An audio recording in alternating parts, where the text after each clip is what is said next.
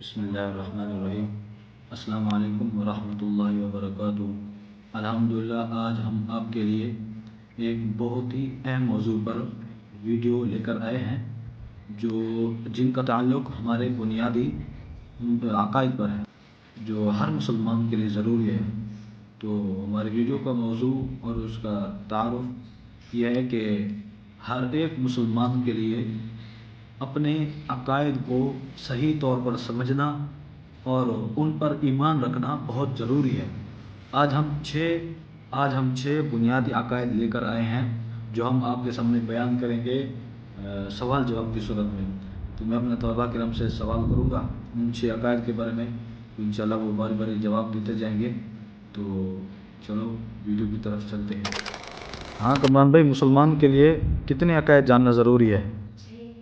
پہلا کون سا ہے؟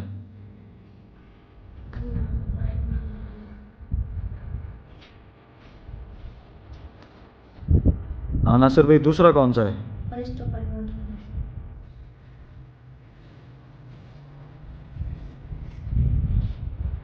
ہاں عدنان بھائی، تیسرا کون سا ہے؟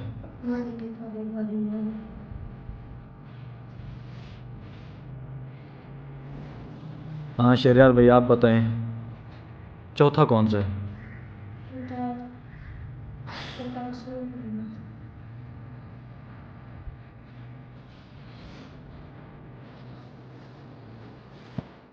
ہاں جی بھائی، پانچواں کون سا ہے؟